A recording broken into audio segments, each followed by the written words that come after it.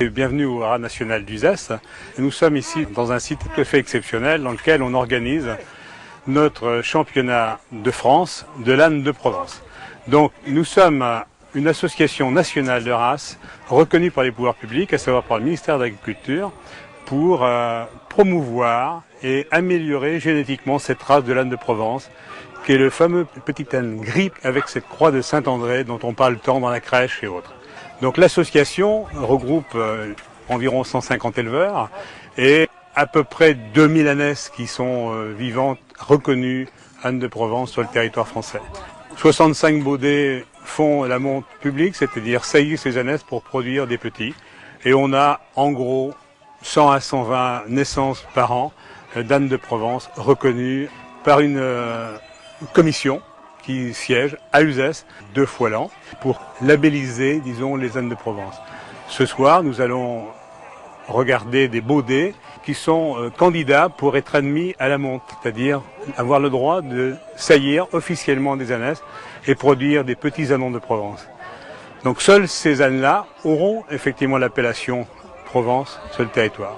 Ce matin, on a réalisé une épreuve de 3,5 km en utilisant toute une série d'obstacles naturels, de fossés, de dévers, etc., qui nous permettent d'évoluer sur 3,5 km avec un temps imposé.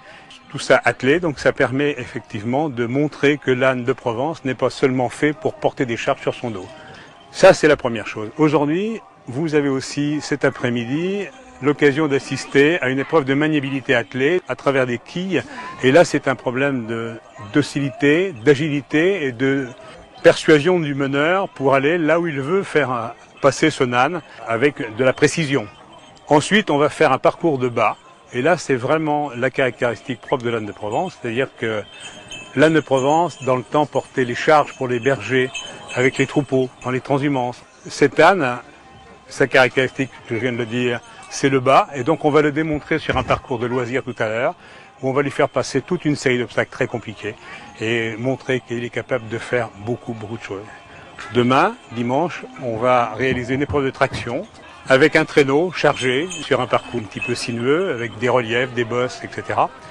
Et là encore, on va montrer qu'il sait aussi tirer des charges et faire des travaux agricoles, par exemple. Ça, c'est demain matin. Et demain après-midi, on va montrer au public tout le dressage, du dressage pur avec des numéros de cirque, vraiment de cirque. À la suite, on va aussi montrer que ça sait sauter. Et donc, la journée de demain se clôturera là-dessus, sur cette animation orientée, utilisation tous azimuts de cet âne.